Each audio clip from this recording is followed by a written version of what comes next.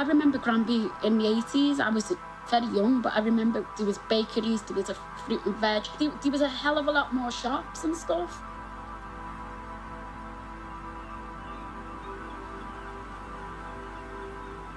From the early 90s onwards, the area was emptying out. I've never felt so disempowered. I never felt so out of control, out of my own life.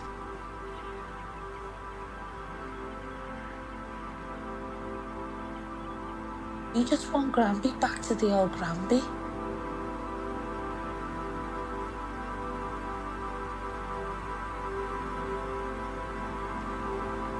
When these houses were scheduled for demolition, what the council does is strip out everything inside, so it's just the shell. And once they've done that, they put a big sticker on the door which says nothing of value.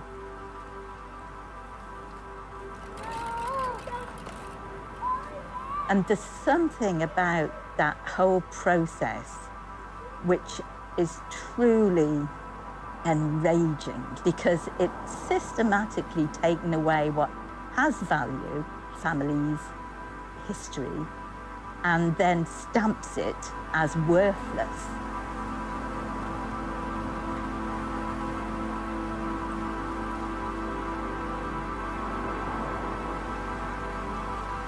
You see, we were powerless in the great machinery, and you think, this is just shit. This is not the way you treat people.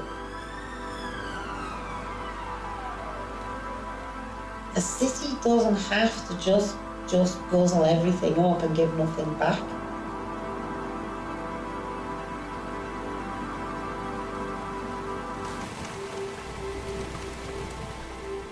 It was Eleanor who started cleaning and planting and painting, and then everybody else said, what you're doing, and then we started doing it as well. We cleared the voids. We painted the bricked up fronts of the houses.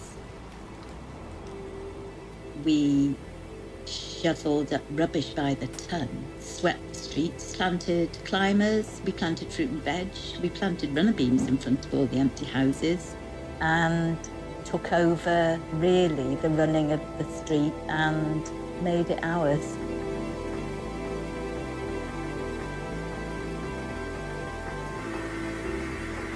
Creativity is always part of anything revolutionary, if you like. It always is, because it goes back to basics.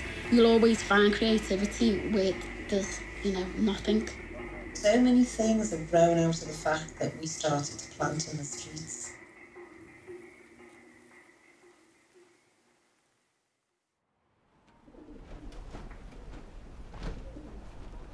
The idea for the Winter Garden really came from the initial plans that Assemble presented to us for how we could renovate houses. So from an ordinary terrace front door, you will walk in and there will be a tree and grass and plants and light and running water and really a beautiful space.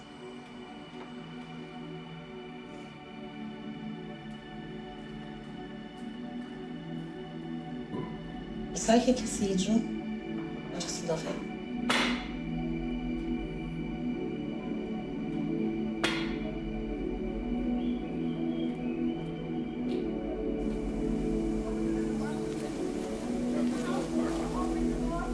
When the Winter Garden trees arrived, I really felt extremely excited. It was just really, I couldn't believe it really, because I'd been talking about it for months and months.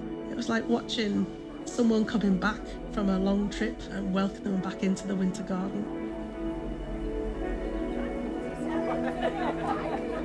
And the warmth, the energy that trees really convey, that came in with the trees. Just to have the people in the street really happy, it was exciting.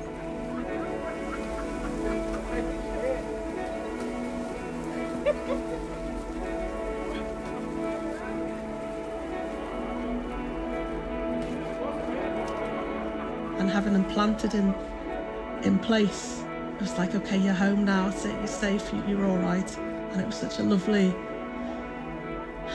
feeling to have, and everybody watching and kind of smiling and happy to see that, you know, what had been achieved.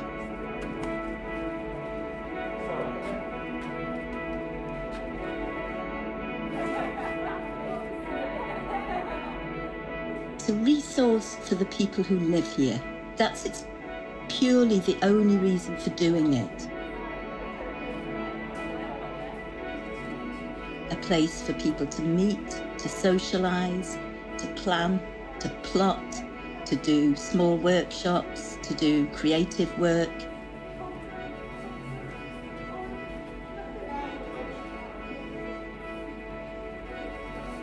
Just is such a large-scale symbol of the planting that we've done and how long the impact of what we've done will last, and it's just beautiful. So for me, this is the ripple effect. There's nothing more beautiful than that, because that means you're alive, your community's alive.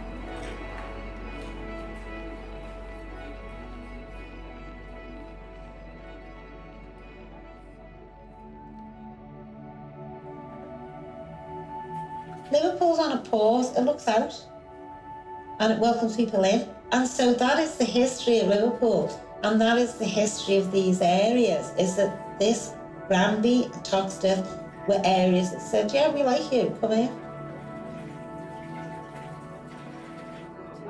We don't want a tolerant community because that wants to be tolerated.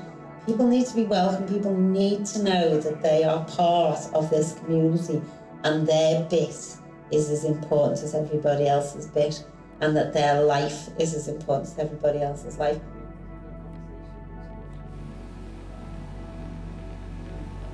And Granby Street, ever since I was a child, that's how it's always been.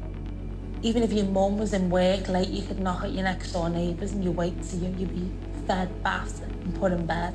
Because that's what a community is about, isn't it? Just helping each other out and just, you know, being there for one another.